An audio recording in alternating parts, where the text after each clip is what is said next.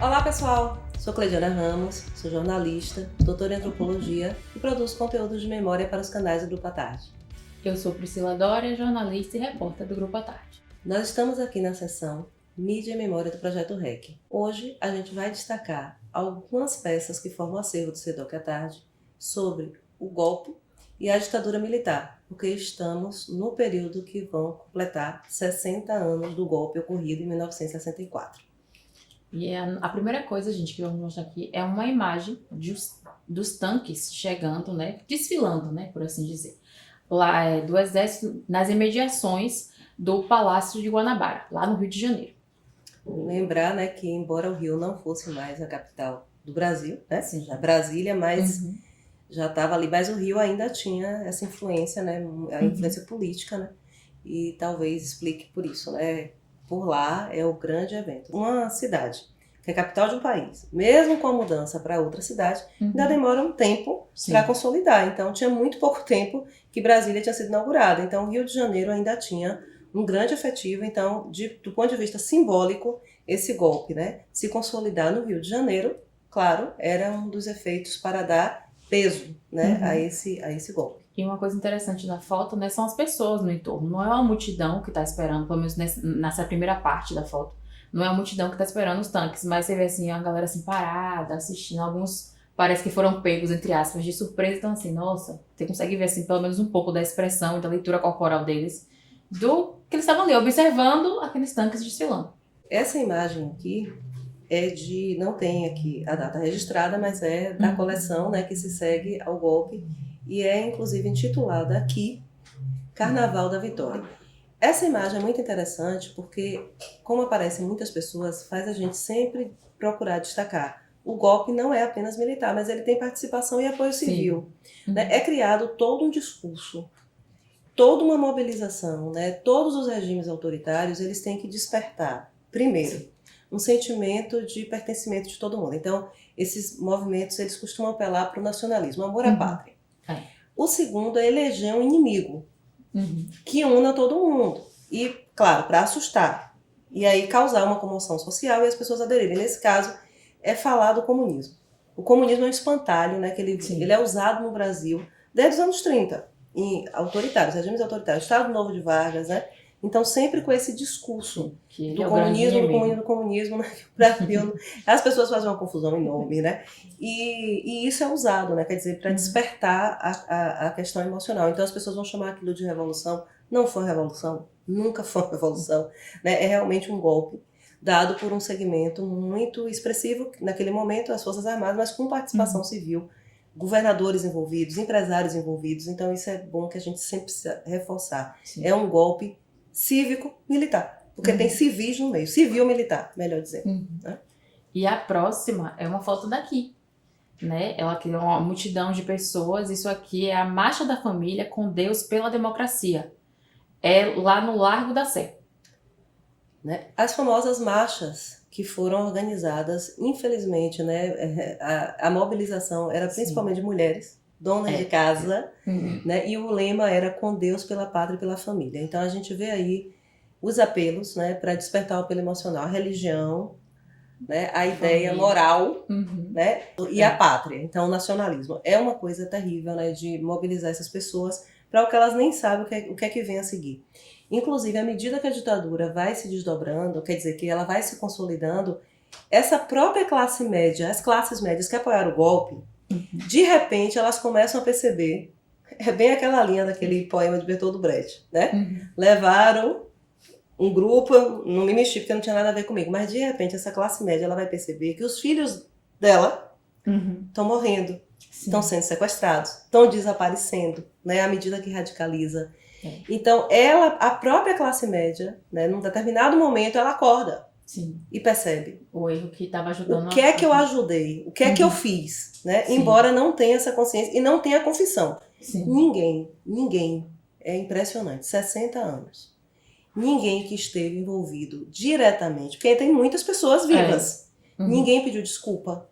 Ninguém foi julgado, ninguém foi condenado. E aí a gente chega em 2022 com um sério perigo de passar por um trauma e uma ruptura do Estado Democrático de Direito com os mesmos atores.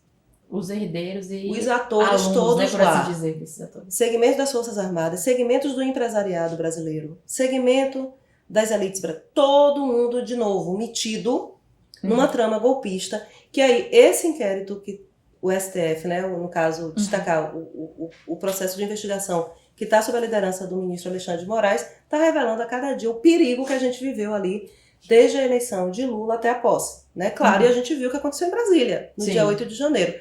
Então, a gente compara com as fórmulas aqui do que aconteceu em 64, estão todos lá.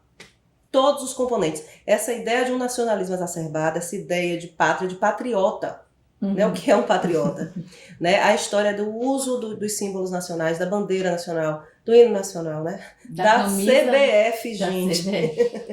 Né? Da seleção brasileira, do uniforme oficial da seleção brasileira. Essa ideia de Deus, novamente, de moral, quer dizer, todos os ingredientes de novo. A história do comunismo, quer dizer, você falar em perigo comunista em 2024... É complicado. É complicado.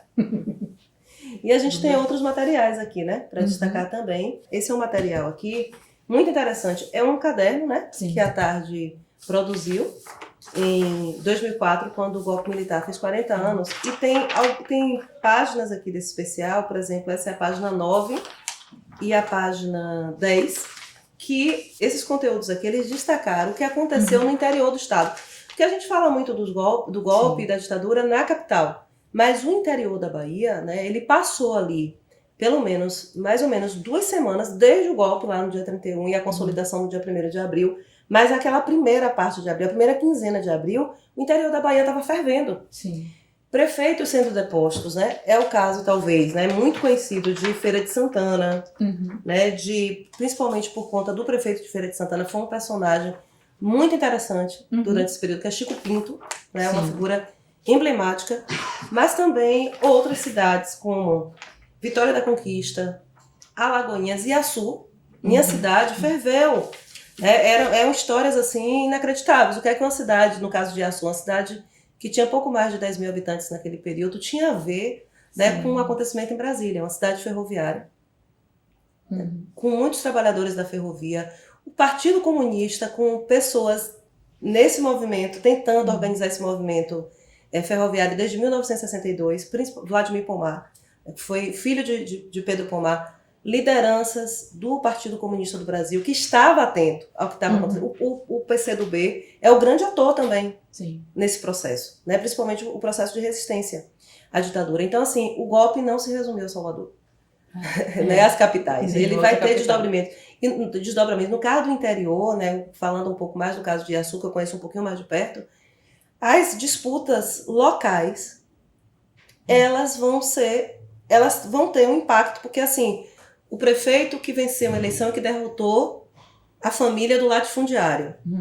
O latifundiário tem poderes nesse momento, né? Quando você suspende a Constituição, né? Quando você tira as prerrogativas legais e o Estado Democrático de Direito ele deixa de existir, porque isso é uma ruptura, é um golpe, é uma ruptura, não tem lei. Basta a palavra de alguém contra outro, né? A polícia está sob controle, quer dizer, você não tem os trâmites legais para julgar alguém, para acusar alguém. Então, assim, o então prefeito de Açu, Manuel Pinto Santana, no rastro da desarticulação do movimento que estava acontecendo dentro da ferrovia, ele foi arrastado. Né? Vereadores perseguidos e acusados de comunistas. Meu tio José Teixeira, né, que era vereador lá, ele foi, por exemplo, acusado pelo então delegado Edgar Medrado, que era de lá, filho do Coronel Moura Medrado, latifundiário. Né? Ele diz numa reportagem à tarde que meu tio era o elemento mais perigoso daquela trama. Por quê? Porque ele estava disfarçado de cidadão de bem, porque era um vereador e um comerciante. E um homem acusado de comunismo, né, que disse nunca, e não tinha nada a ver com o movimento. Né? Então, assim, eles usam essas coisas, né? As disputas locais, os ódios locais, os interesses locais, e vão julgando. Uma ditadura é isso. E que quase se repetiu. Pois é.